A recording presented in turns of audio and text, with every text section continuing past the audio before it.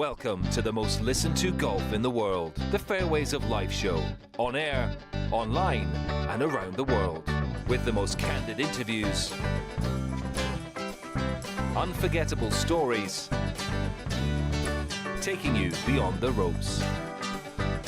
Here's your host, New York Times best-selling author, Matt Adams. I mean, to win his event, and he means so much to our game and to our tour, and it's really cool. It means a lot, and I mean, he is the GOAT, so absolutely. Yeah, absolutely. I think it's important. I think it's important to have fun. Like you said, it is a business, and it is we're professionals, but you still need to have fun. Trying to win a tournament coming down the last couple holes is the most fun you'll ever have, I think, and that was the case today, and I think I used that to my advantage. Yeah, I mean, winning is fun, but also being in that situation and in contention, trying to win, and sort of everything that goes through your mind, and the adrenaline and the excitement and the nerves, everything that comes with it is really fun. Yeah, that's a good question. I sort of had the tendency to get a little bit fast at times, and I could definitely feel when I made a putt on 15 that I'm like, oh, you need to slow down a little bit, dude. And I try to breathe as much as I could coming down the last probably 3-4 holes. Just so, like you said, you don't want to rush things. Although I am fast, I just want to walk faster, talk faster, do all these things faster. And I felt like I've gotten better at it lately, but it's still a skill and it's really difficult. But I like to keep it fast, but sometimes it gets a little too fast. Yeah, it's really nice getting off to a good start. Obviously, the season is long, but all we try to do is play as good as we can and prepare as good as we can for every tournament. But yeah, like you said, it sort of takes away a lot of the early pressures, if you will. You don't have to chase things. Getting a win means a lot to me, and that's what I was pretty bummed that I didn't get to win a tournament last year. But it's really nice to be able to do it again, and it's almost addicting to walk down those last couple of holes and just want to do it again. And we welcome you into the Fairways of Life show, saying congratulations to Sweden's Ludvig Aberg with his second victory on the PGA Tour. Now, remember, in between that, because it's been 455 days since his first victory at the 2023 RSM Classic. That's held the week just before Thanksgiving. And he had the knee operated on. He had some physical stuff in the way, even though he's young. He earned his second PGA Tour title in his 40th career start at the age of 25 years, 3 months, and 17 days. He recorded a final round 66 that included 8 birdies against 2 bogeys. He played the final 6 holes in 4 under par with 4 birdies at number 13, 14, 15, and 18. Totaled 19 birdies and 2 eagles for the week. He led the field in strokes gained tee to green, picking up, wait for it, 10 strokes to the average of the field. On Saturday, which was a tough day, obviously, for everybody to play with the weather, recorded a hole-in-one in the third round of hole number 3, 140 yards. First ace on tour for Ludvig. One of 2 players this season to record an ace and to go on to win. The other was Rory McIlroy at Pebble. He also becomes the first player since 1983 to record an ace at an event at Torrey Pines South and go on to win. What is going on, folks? Hope you guys are doing well. I know there is some pretty brutal weather crawling across the country, so settle in, enjoy the golf that's coming up. In fact, the golf that's coming up is something we will be discussing today. Both TGL, that has a triple header today. We'll have the details of it a little bit later on in the program, but here you can see the schedule accordingly. 1 p.m. Atlanta versus L.A. At 4 p.m. Atlanta versus the Bay. At 7 p.m., Bay and Boston will be taking out. It's kind of Bay and Bay, isn't it? And Tuesday, Jupiter will be taking on New York. You can see the times there. We'll have all of those details coming up in a little while on the program. Also coming up on the show today, we'll be joined by a multiple-time winner on the PGA Tour in John Rollins. I'll be working with Rocket this week, part of PGA Tour Live, which you can watch on ESPN+. Looking forward to catching up with John because I want to talk to him about Ludvig and how we place him right now. And what I mean by that is, here you have a player that you just heard me tell you is all of 25 years old and change. And you hear that and go, oh, well, he's got 2 wins on the PGA Tour. That's nice, but there's more to it. When you start to dig into the stats and compare him, you tell me, compare him to the likes of Jack Nicklaus, Tiger Woods, Phil Mickelson. I can go on and compare him to those players of that stature through the same point in their careers. It is very compelling. I'll give you a real quick glimpse of what Dom and Andrew have put together in terms of that comparison, because I will tell you I also want to hear from John Rollins about this in terms of where Ludvig is. There you can see it, 2 wins, 4 runner-ups, 14 top 10s, and 24 top 25s. Very, very impressive for a man of his age. How does it compare to Tiger, and where do you want to focus? Tiger, 6 wins and a major, 3 runner-up, 18 top 10s, and 26 top 25s. And look at that compared to Ludvig just for a second. Go from Tiger to Ludvig and see some of the comparisons and how close they are. Now let's talk about Jack Nicklaus. And it's also a really fascinating comparison to Tiger Woods and Jack at this time, too, because this is through their first professional 35 PGA Tour starts. At that time, Jack Nicklaus, he had 6 wins, 2 majors. He had 4 runner-up finishes. He had 24 top 10s, and he had 31 top 25s. Really fascinating, isn't it? So we're going to go through the details of that with John Rollins. So you hear me go through that graphic a second time today because I absolutely think it is fascinating. Scottie Scheffler ended up finishing tied for 3rd on the mark of 9 under par at a 76 on that difficult Saturday, came charging back on Sunday, and for a little while, he was part of the script. Could he close it or could he not close it? Either way, Scottie Scheffler spoke afterwards about everything that unfolded. I just wasn't able to hit all the shots today. I did a lot of good things out on the golf course today. Ultimately, I think a couple iron shots, I could have given myself a few more opportunities. You know, I gave myself a lot early, but on the back 9, I felt like I could have given myself some more chances. But overall, put up a good fight. You know, I didn't have what was my best stuff this week and still found a way to give myself a chance in the tournament. You know, and a few less mistakes over the weekend, and you know, it could be a different story. Overall, you know, coming back after a 4-ish week layoff and not really having a ton of time to prep, I think I'm pretty pleased. Like I said on Friday, you know, I'm trying to do my best to stay patient with myself, which can be tough because I have high expectations, and I think when I get out here and start competing, I definitely forget that I had lost some of the progress that I made in the off season, and it's not easy to come out here and play competitive golf at a high level and get right back to where I was last year, you know, losing those weeks that I had at home where I couldn't do anything. And I think, you know, some of that makes it look even more impressive what Tiger's able to do off of his surgeries and long layoffs to just come out and compete with us is pretty miraculous. And, you know, I'm trying to give myself a little bit of grace and some patience, you know, kind of getting back into the swing of things. And I did some things in the last few weeks that I'm happy with, and definitely some things that I need to improve on.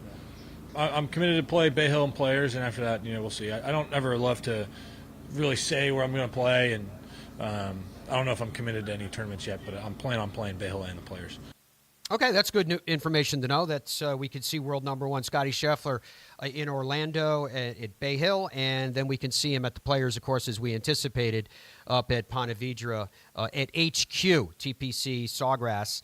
Very much looking forward to covering this week's coverage of the Mexico Open. You can find it on PGA Tour Live, ESPN Plus, starting early on Thursday morning. We'll have the details of the same as the Fairways of Life show progresses over the next couple of days. I say that as the perfect introduction for John Rollins, a 3-time winner on the PGA Tour, who'll be joining us in just a couple of minutes. Now, Maverick McNealy finished with the round of the week on Sunday with a 64, and for that effort, he got himself into second place on a mark of 11 under par. He's already won on the PGA Tour, and it wasn't that long ago, and he had a brush with near victory this week. What were his thoughts following the round?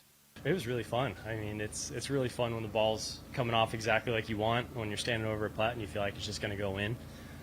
It's one of those things, you get on a roll, you know it's going to come to an end at some point, but you just want to extend it as long as possible. And yeah, 9 under through 13 on this golf course. I'm pretty proud of that. And, a few golf swings I'd like to have back, and, hit it off a post on 17. I was actually trying to hit it over in the right matted down area where I made birdie from on Friday, and it ended up in an unlucky spot, but that's golf. And, I'm really proud of my effort, especially being outside the cut line through 27 holes. I had to play through that sideways rain on the back of the wave on Thursday, and to give myself this opportunity, I'm really proud of that. I thought I needed probably one more. Yeah. But that being said, you have no idea. I mean, you miss a fairway out here and you're almost chipping out. So I thought I might need 13. I thought 11 or 10 might be good enough. You don't really know. I was just trying to hit really good golf shots and keep putting with good speed and give myself a chance. And I'm really proud of the effort. Pretty tired now, though. That was a slog of a week. Well, I made a 40-footer on one, hit a great wedge out of the rough on 2, birdied 3, and then hit a 7-iron to 4 feet on 4. And then with that flag on 5, I knew if I just hit the fairway or have a clean look, that's another great birdie hole. And then you got 6 coming up, and I was like, man, I could start stacking them here. Actually, Scott Stallings texted me last night. He's like, don't be afraid of a hot start. So it's like, you're right. You get off to a hot start, and you never know what's going to happen, and was swinging really, really well. A hot start is exactly what he had, going 6 under on that opening 9. Very, very impressive round indeed. So, too, for the career of John Rollins, a 3-time winner on the PGA Tour. He also won on the Corn Ferry Tour. Total 450 starts on the PGA Tour, and in that he had 43 top 10 finishes. 8 times he was runner-up as a competitor amongst the professional ranks. Very much looking forward to working with John, as I always do, this week for PGA Tour Live, which you can find on ESPN+. John, what is happening, my man? Good to have you on the program. We were just talking about Ludvig Aberg. Here he is. His height, his overall physicality, his beautiful golf swing, his seemingly Brady-like demeanor and, frankly, looks. Is he like the perfect epitome of the modern package of a professional touring golfer? I mean, first of all, good morning, Matt. Thanks for having me on. But yeah, I would agree that yes, he fits the bill. I mean, he checks all the boxes. The golf swing is so beautiful to watch. It's so simple. I like the way he plays the game with a lot of simplicity. He's very committed, doesn't waste a lot of time. I think that's what you look for, in a superstar type of player. They understand what they want to do. They commit to what they're doing, but they make the game look easy.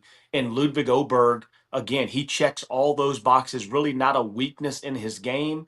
And I think that it's going to be exciting to watch this young man mature and develop even more, which is kind of scary to think he can develop even more and get better than what he already is. But to be able to watch him do that over the next, good 20 plus years or so on the PGA Tour. Rocket, I started today's show specifically mentioning the fact that he had the knee operation, because when people look at the arc of Ludvig, he wins at the RSM Classic at the end of the 2023 season, literally the week before we break through the holidays.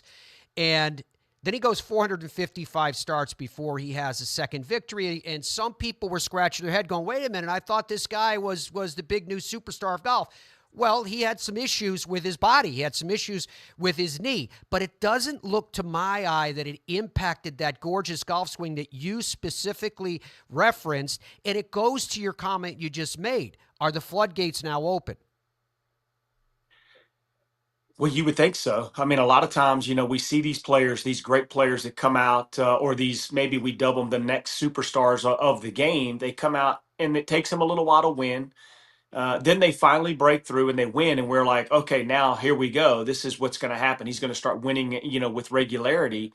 And sometimes it doesn't happen. So I think, the second win a lot of times can be the hardest, especially when you're a player like Ludvig Aberg, because all eyes are on you pretty much every time you tee it up. Everybody's expecting great things out of you. And sometimes it's difficult to back that first win up. But when you do, it's just that, again, you've confirmed, you've validated, who you are and what type of player you are. So at this point, winning this type of an event on this type of golf course, I think is going to be massive for Ludvig Aberg going forward. And I do think the floodgates could be opening. You spoke about his golf swing. When you were at the height of your prowess, John, a multiple-time winner on the PGA Tour, and I know you well enough to know that that you felt, as you should have as a competitor, that when you were playing the very best golf that you're capable of playing, you could beat anybody in the world. Rightfully so, full stop. However, who made you stop? When you were walking down the range, who would you pause at, glance out of the side of your eye, or just flat out stand there and watch the guy hitting shots because it was that special? Well, I know this is going to come as a surprise to you, Matt, but there was this guy named Tiger Woods that Oh, played that during guy. the same time that I did, and he was obviously that guy. I mean, you're talking about the goat in the game, and Tiger just I think another player. I'll throw another player out though, but Ernie Els, to believe it or not, was a guy that I was impressed with. I loved playing golf with Ernie Els. I love the rhythm that he swung the golf club, and I feel like every time I got paired with Ernie, I seemed to play well. I think his rhythm fed off with me, and it kind of helped me. But at the same time, back to what your original question though, Tiger Woods was the guy that he could hit any shot at any given time, and you could walk down the driving range. When he was there, if you watched him hit balls, the way that he practiced, the diligence that he practiced with, and the type of shots he would hit while he's standing on the range. He wasn't a guy that just beat balls. He was a guy that was constantly working on his craft, and it was just impressive to watch. One of the most fascinating things I saw with Ernie was, I forget what year it was, but it was at Bay Hill, and I did what you just described. I stood behind him. I was watching him hit shots, and he has that beautiful tempo that it's just uniquely his, right? But then he takes out, it was a fairway metal, and I believe it was a 3-wood, and he started to swing as hard as I've ever seen him swing. And I thought it was fascinating because clearly he was working on something. A lot of times, particularly at Bay Hill, folks, because where it's held in March, you see players working at shots that they're going to need for Augusta.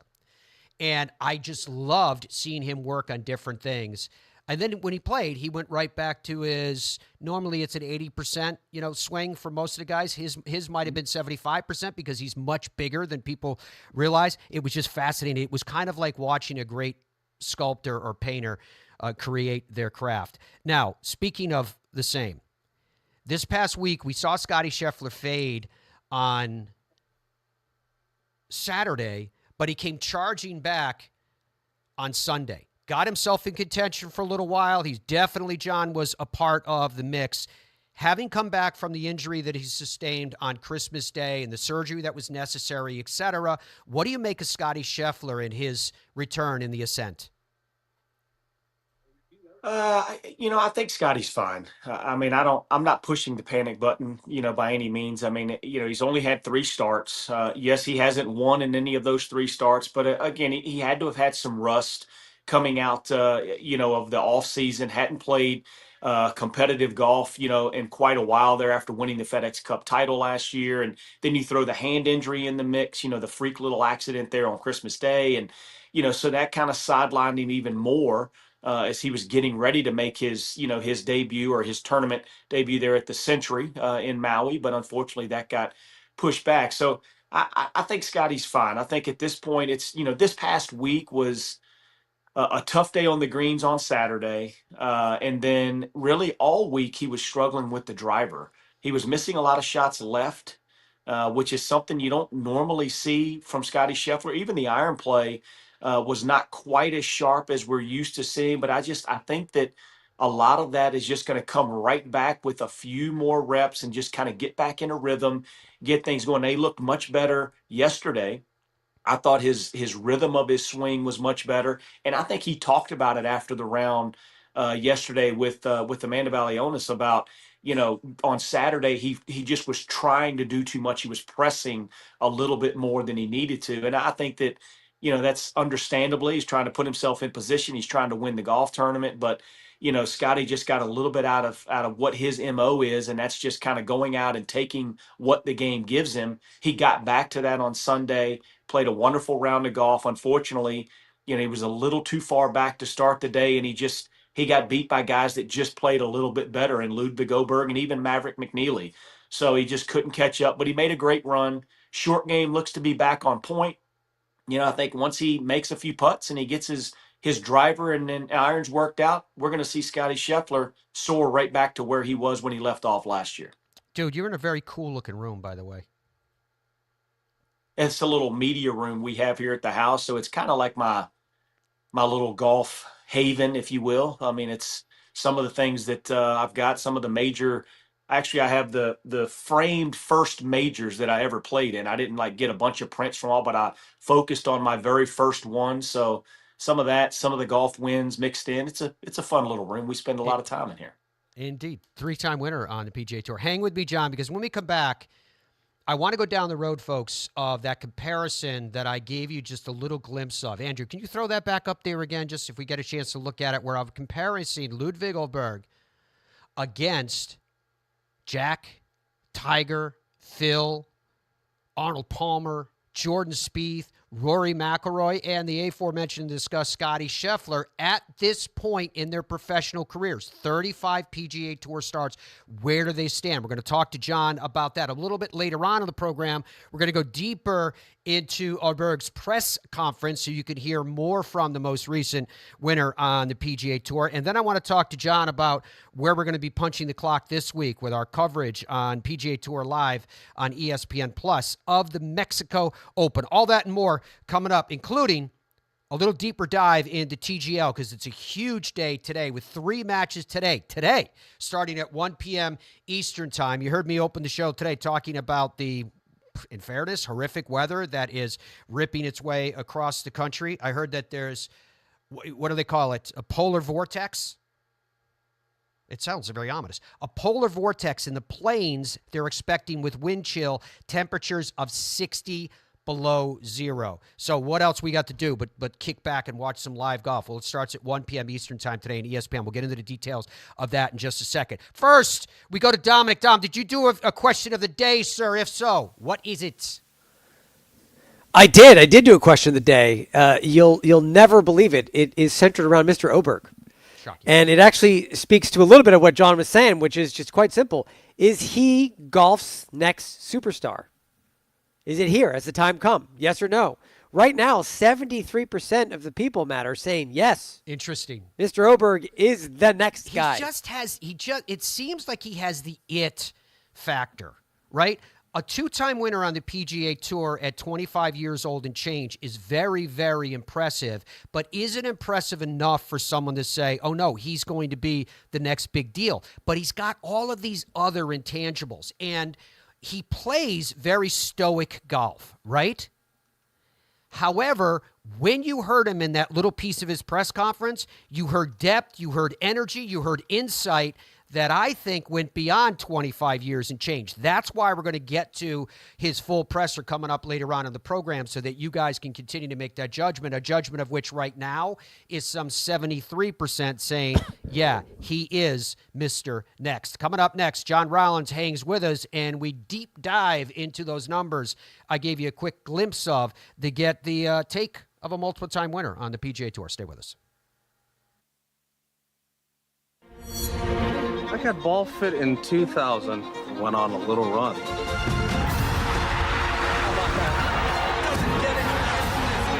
Then Bridgestone fit me again, and I went on another run.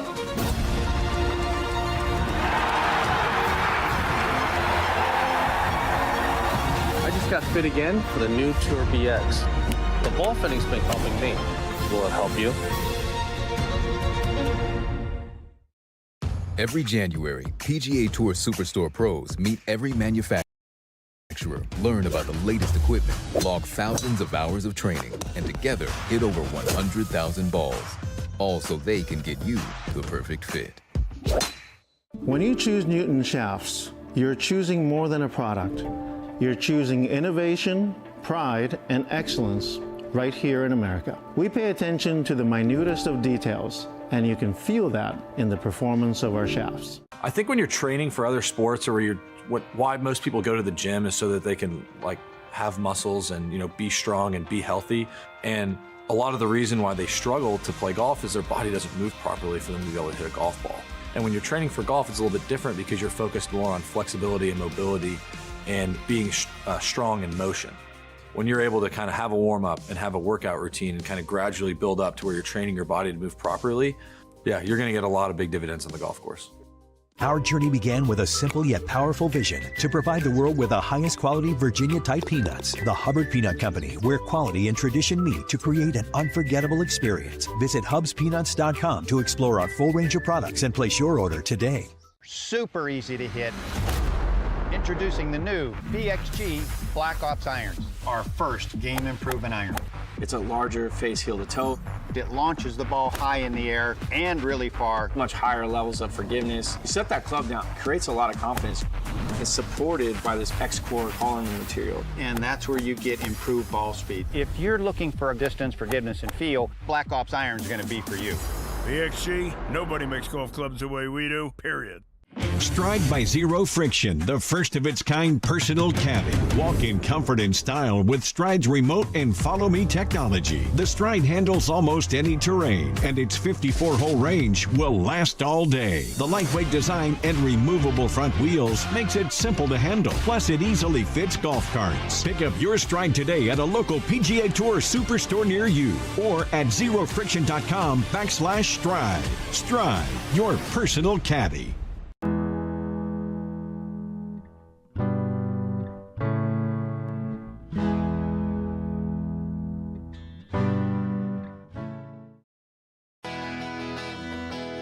As we welcome you back to the Fairways of Life show, Ludvig absolutely convincingly winning again on the PGA Tour with that finish. That was so impressive. Ultimately, 12 under par, finishing in front of Maverick McNealy, who had an incredible opening 9, but just kind of stalled in the back 9 to allow Aberg to slip in. So this is what I was teasing you guys about earlier in the program in this comparison.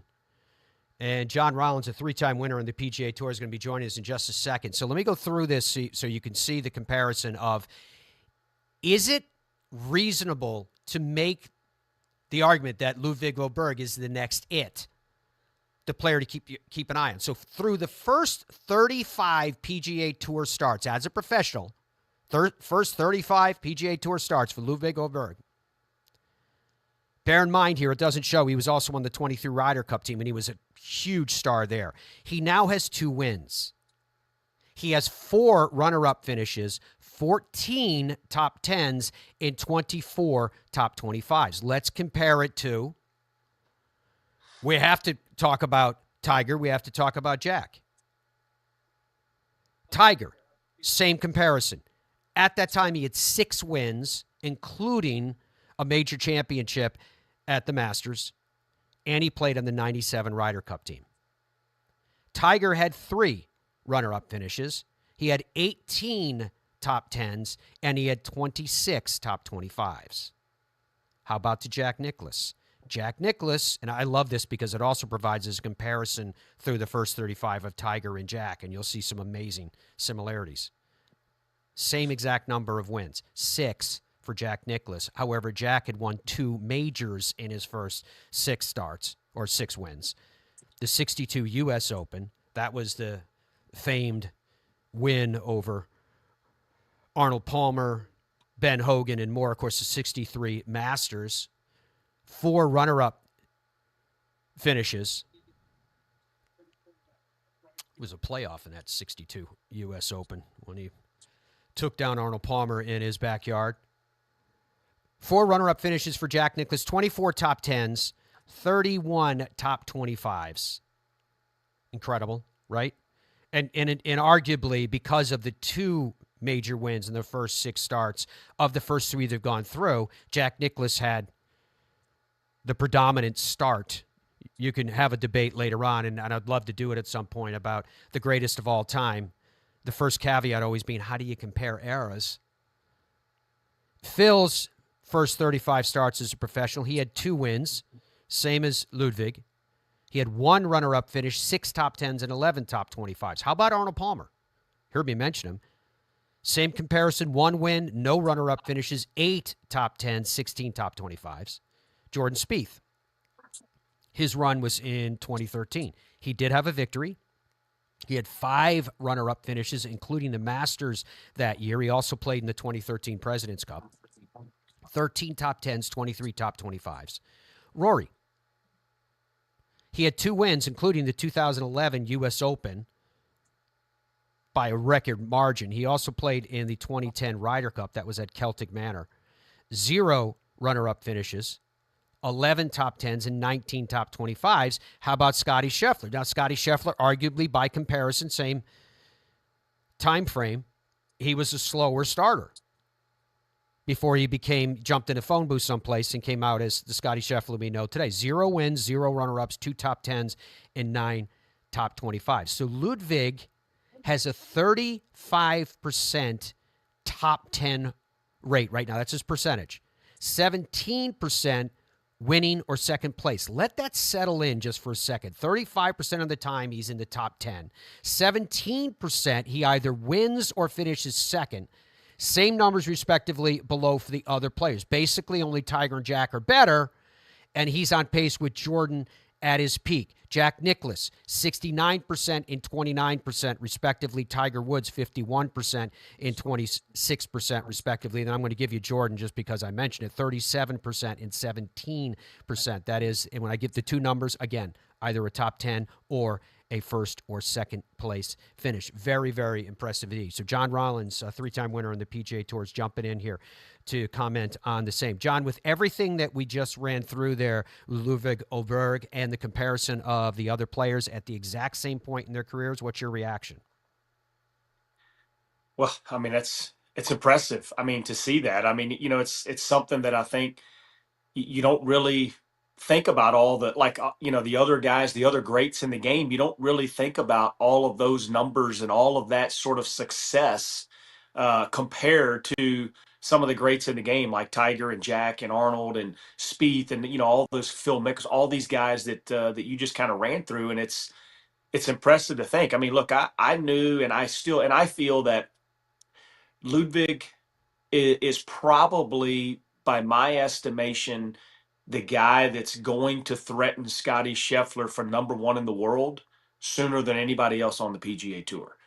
I know that Rory was, third coming into this week, for the Genesis Invitational, and he looked very impressive in his win at the AT&T Pebble Beach Pro-Am. But I felt like if there was somebody that was going to unseat Scottie Scheffler at the top, it was going to be, or will be, Ludvig Aberg. I still believe that. Obviously, this week, just adds more credibility to that. Do I think he's the next superstar in the game? It's kind of hard to say. I think, yes, he is a superstar in the game. I think right now it's hard to say anybody's the next superstar until they really take down Scottie Scheffler on a regular basis. Mm-hmm. This is a week that Ludvig played well, but I still mean Scottie was right there. He finished 3rd in the tournament, so it wasn't like he finished 50th, in the field or anything crazy. So I still think Scottie Scheffler is the superstar of the game, but Ludvig is definitely rising to the top very quickly. Yeah, to be the best, you got to take down the best as far as that goes.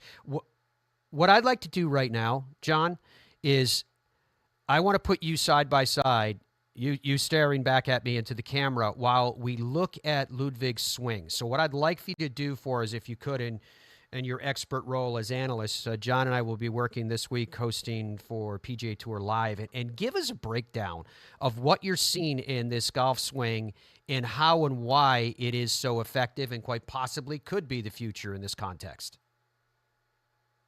Well, as you look at Ludvig, obviously the setup positions are great. I mean, everything, the lines, the hands are right underneath of the shoulders. I mean, the arms just kind of hang very freely, which allows Ludvig Aberg, when you watch that rhythm off the golf ball, it's just so simple. The golf club just works basically up the line. It sets at the top. The golf club's in a perfect position at the top, directly in line with his lead arm.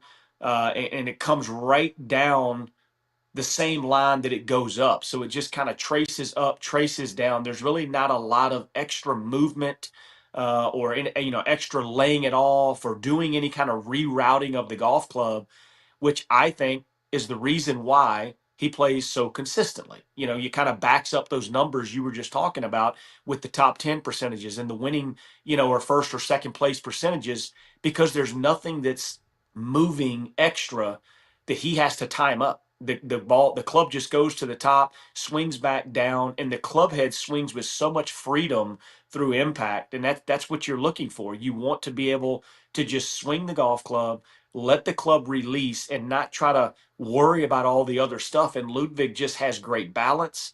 He has great rhythm.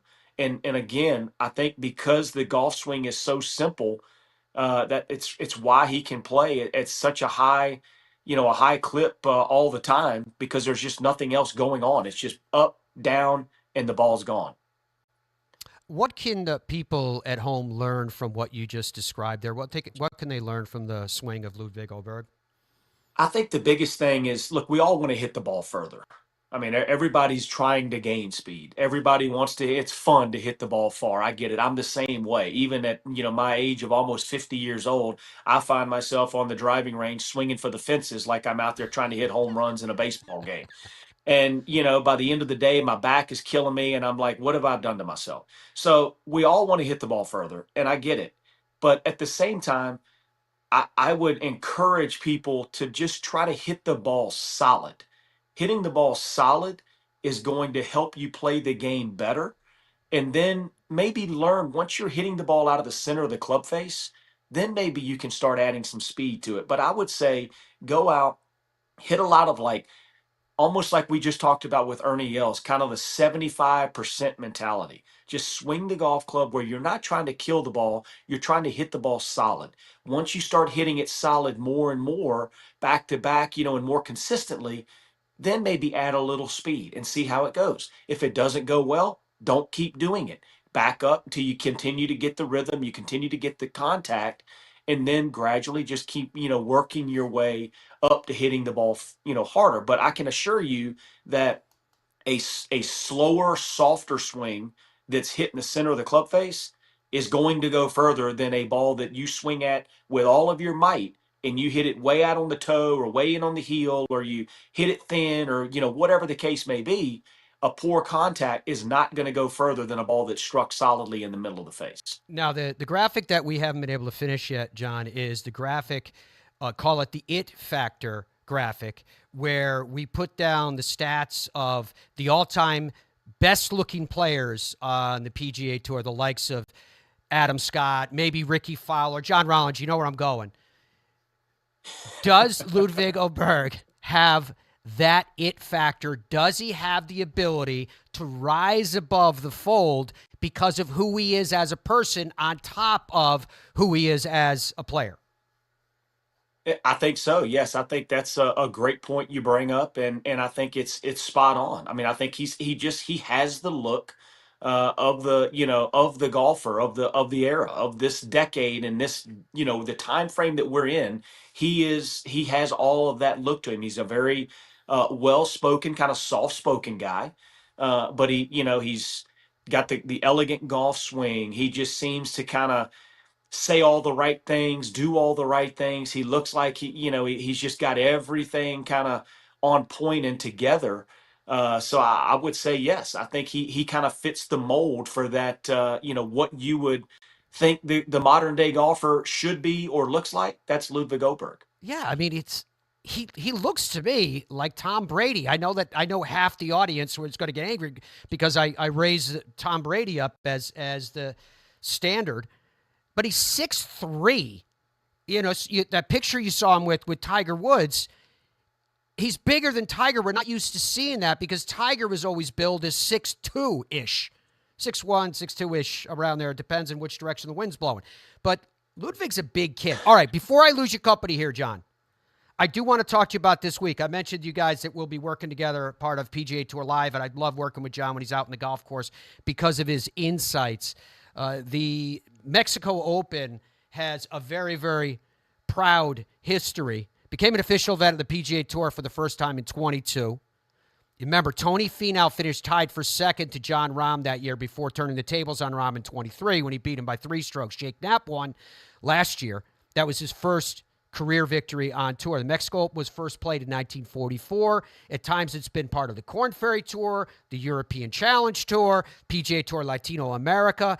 Alex Espinosa won the first 4 play-ins of the Mexico Open from 44 to 47. Other notable champions include Roberto Di Vincenzo 3 times, Bobby Locke, Bob Rosberg, Lee Trevino a couple of times, Billy Casper, Ben Crenshaw, Jay Haas, and Stuart Sink did it a couple of times himself. So, John, what do you think about the event this week? How much are you looking forward to it? What do you anticipate?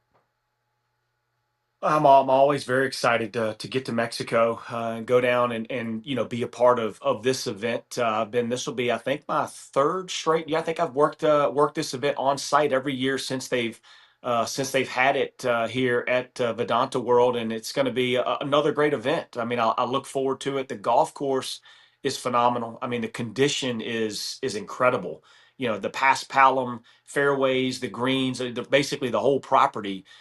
Is that paspalum grass, which is it's a wonderful surface, but they do a great job there with the setup, and it's a bomber's paradise, to be honest. I mean, it's a golf course where it's generous off the tee. No surprise that a player like Jake Knapp, Tony Finau, John Rahm, these guys are winning this golf tournament because it's a big boys golf course, but the fairways are wide. You can kind of let the shoes out, let the laces out a little bit and find some extra yardage because you got plenty of room. But the greens have got some pretty good slopes to them. I mean, that's the one thing that I took when I first got on the property was that even though it's generous, you got to be pretty accurate into the greens and around the greens when you miss. The short game area is not the easiest to get up and down from around these greens. So they've got some great holes on it, and then they've got some really scoreable holes as well. So it's a fun week.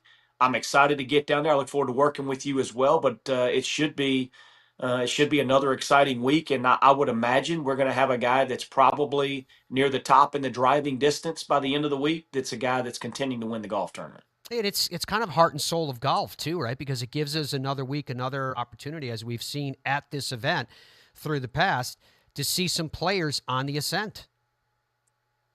Absolutely. I mean, it's you never want to take anything away, not to take anything away from the tournament, but obviously the field doesn't have all the superstars, the top world ranked players and things of that nature. But, it's just part of scheduling on the PGA Tour, and the players, have to play where they feel like they need to play and where they play the best. So you do have the opportunity this week of, finding a guy a diamond in the rough, if you will, that comes out that maybe hasn't won on the PGA Tour, gets his first victory, and all of a sudden the floodgates open for him. So there's a lot of great storylines that can be had this week, and it should be fun. And like I said, I'm excited to get down there tomorrow and kind of do the scouting of the golf course and see what's going on, see some guys, see where they are, and maybe chat up about the course and their strategies, things of that nature. But all in all, it's a fun week.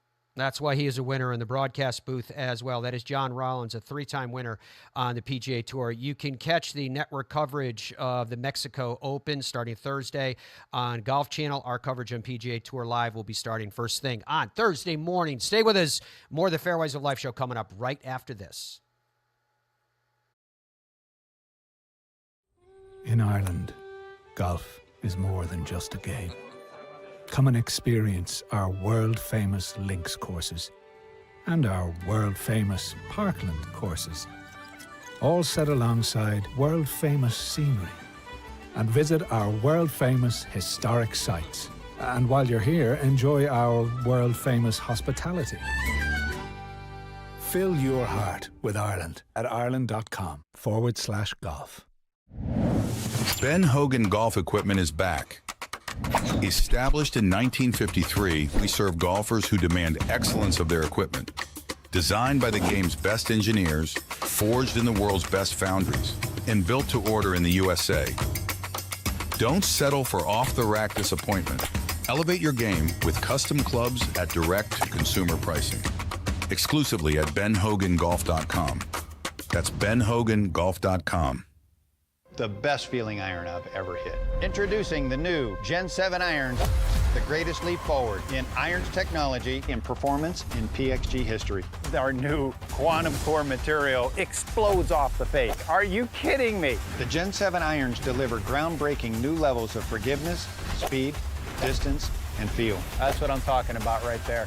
Look at that trajectory. Just phenomenal. Gen 7, it doesn't get any better. PXG, nobody makes golf clubs the way we do, period. Baseball? Nah. Football? Done it.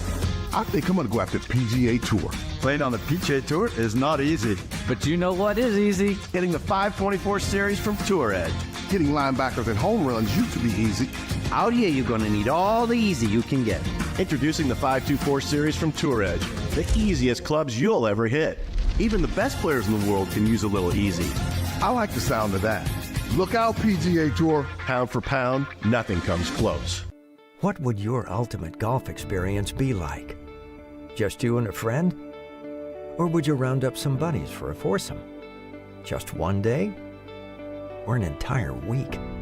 There's a good chance your ultimate golf experience could be Michigan's magnificent 10.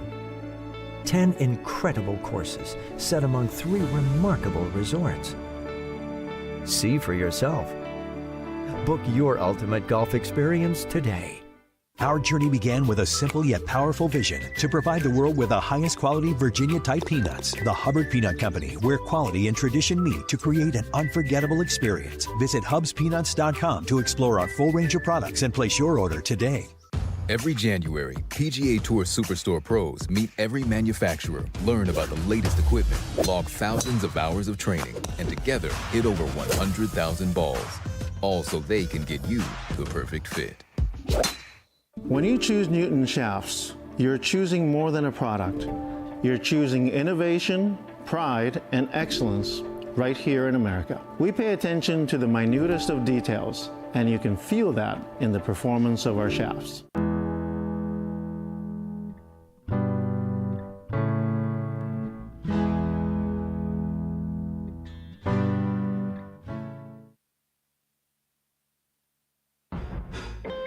As we welcome you back to the Fairways of Life show, I don't know. I mean, I feel for what's happening with the weather because is it reasonable to say that it's been an absolutely brutal winter? I know it's nowhere near over. I don't even know what the groundhog did. I don't think he was frozen in his hole. No clue if he saw a shadow, didn't see a shadow. I don't trust him anyway. Although he's not, it's not fair to say, but he's not distinctively worse than some of the weather forecasters. But they're talking about wind chills, Dominic, of 60 below in the plains in this polar vortex, which we use the term polar vortex like we all know what we're talking about. I don't know what a polar vortex is, but it sounds ominous, and it's on its way. Has it slammed into you guys in Raleigh yet, or when are you guys getting hit by the front edge of all this weather that just keeps coming? We're going to get snow on Wednesday. Snow in right Raleigh now on Wednesday. Like. Yes, correct. Yes, and in this area, when you get snow, I mean, you might. I mean, that's going to shut everything. They're just going to shut. They're going to shut the state down. My kids won't go to school for months. Honestly, I'm surprised I haven't gotten a message from the county already. School is canceled for next week based on the possibility of snow on one day. So we'll see how it goes. Well, if they don't have the equipment, you know. It's understandable. Yeah, but it melts pretty quickly. Also, people are very bad at driving, just in general. I don't have to tell you that. It was good having John on the show. He's a good guy. His analysis is spot on, and it's fun. You know, how about him making the bold statement that not Roy or Xander are challenging Scottie this year, but it's going to be Ludvig. Well, Ludvig's up to fourth. That's kind of a bold. That's a bold statement. It really is. Yeah. Yeah. I mean, that's a bold statement. Kind of threw a haymaker there. Rory's on a warpath, and he's like, listen, the guy that's going to challenge him is Ludvig, not Rory, not Xander, not these other guys. That's why I asked him if this was an opening of the floodgates, and he thinks it might be, but he cautioned it a little bit. I didn't have time to get into it with him today, but I bet when we're together, it's a type conversation to have over a beverage and say, look, you tell me the names. This would be an interesting conversation to have with our audience, too. Tell me the names that when they were young, you were 100% convinced that they were going to be the next big thing. right? And something happened. Sometimes life, sometimes consumed by the moment or the opportunity, sometimes burnout, however you want to define it. But that'd be an interesting conversation to have with a bunch of players as well at some point, maybe coaches. That might be a more interesting perspective on it from a coach standpoint. You know, just someone that had the swing.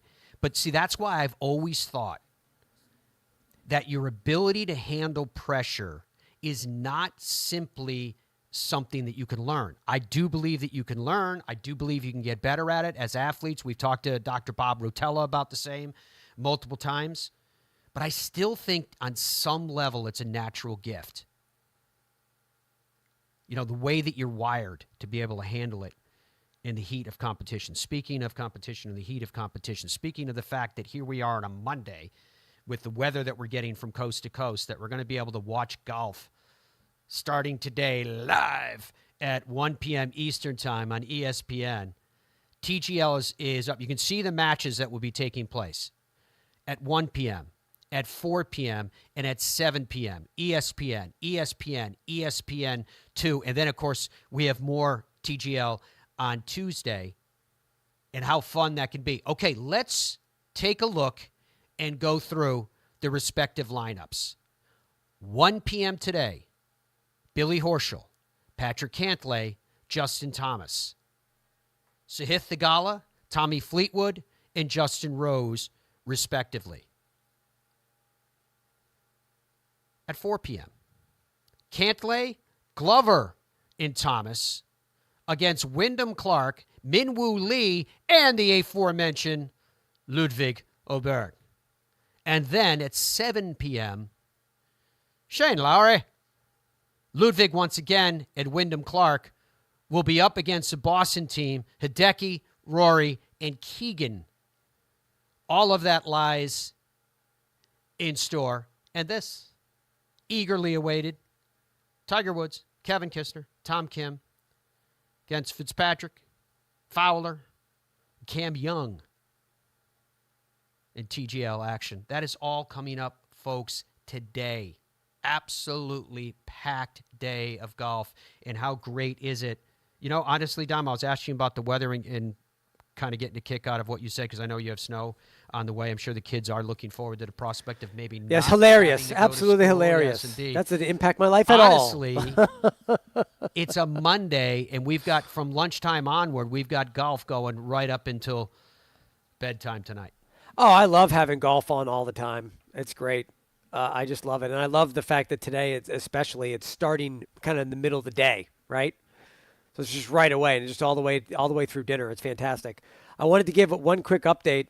When you were going through that, I was looking at the standings, the TGL standings, which I haven't looked at. It's the first time.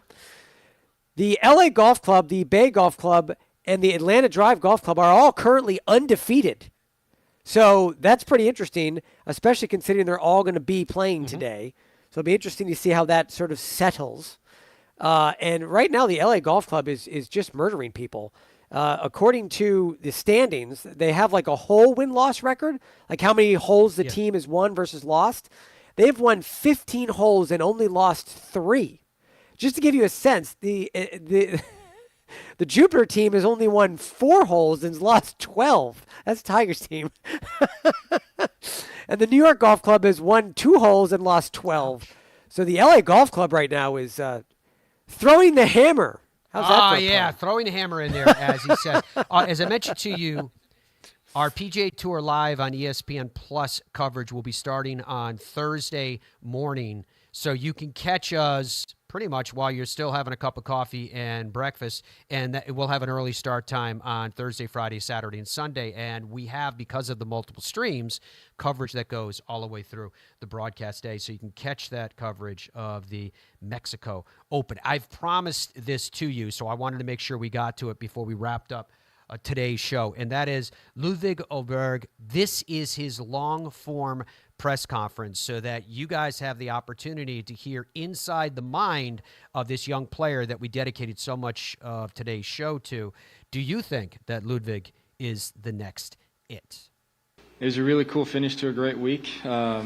I've had my girlfriend here all week. My coach came in on Friday night. I've had some other guys on my team being with me all week. So it was really cool, and it felt like we did it together. I had tremendous help with Joe, my caddy, today, and yeah, it feels really cool. Yeah, I'd say so. I mean, I felt like I had a good chance of winning that tournament, but I wasn't really feeling like myself the last couple of days. And then sort of, I don't like pulling out of tournaments, but I felt like I had to at Pebble just to give myself some time to recover and be ready for this one. And sort of knowing how last week was at home, basically, you know, a little bit of survival mode, but to come here and to win this event is really special.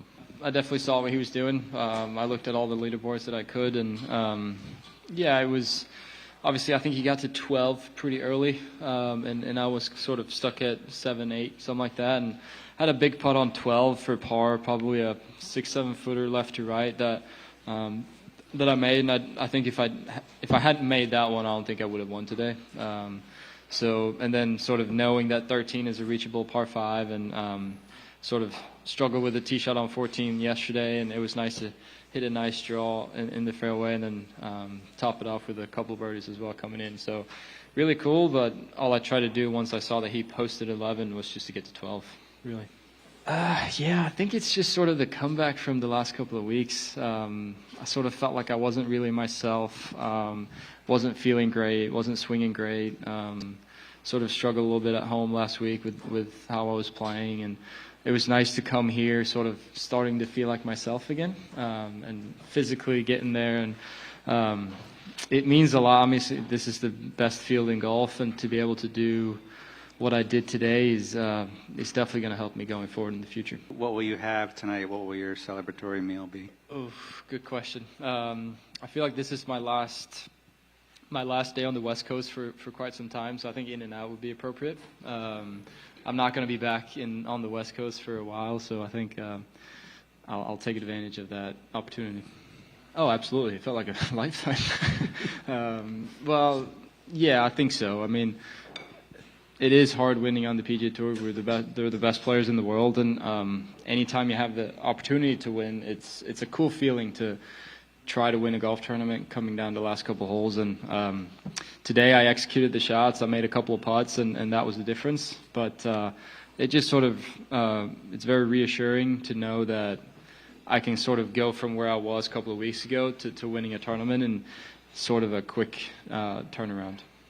Yeah, I was sort of in bed until Tuesday. So I went home on Friday from Pebble, and then I was sort of in bed until Tuesday. So it wasn't until Wednesday that I started hitting balls. Couldn't really train in the gym properly until maybe Thursday. So it took me a while, but here we are now.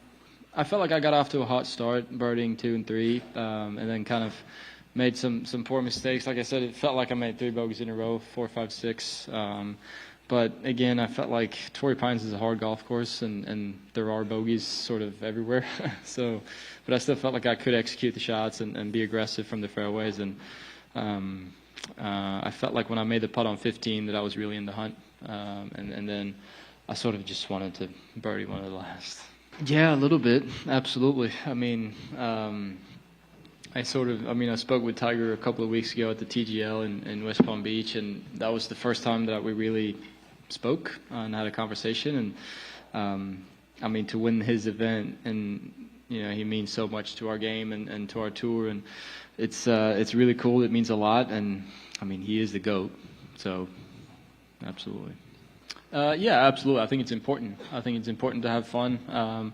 Like you said, it is a business, and it is, you know, we're professionals, but you still need to have fun. Trying to win a tournament coming down the last couple holes is the most fun you'll ever have, I think. And that was the case today, and I think I used that to my advantage. Yeah, I mean, winning is fun, but also being in that situation and in contention, trying to win, and sort of everything that goes through your mind, and the adrenaline and the excitement and the nerves, everything that comes with it is really fun. Yeah, that's a good question. I sort of had the tendency to to get a little bit fast at times. And I could definitely feel when I made a putt on 15 that I'm like, oh, you need to slow down a little bit, dude. And I try to breathe as much as I could coming down the last probably 3-4 holes. Just so, like you said, you don't want to rush things. Although I am fast, I just want to walk faster, talk faster, do all these things faster. And I felt like I've gotten better at it lately, but it's still a skill and it's really difficult. But I like to keep it fast, but sometimes it gets a little too fast. Yeah, it's really nice getting off to a good start. Obviously, the season is long, but all we try to do is play as good as we can and prepare as good as we can for every tournament. But yeah, like you said, it sort of takes away a lot of the early pressures, if you will. You don't have to chase things. You know, getting a win means a lot to me, and that's what I was pretty bummed that I didn't get to win a tournament last year. But it's really nice to be able to do it again, and it's almost addicting to walk down those last couple of holes and just want to do it again.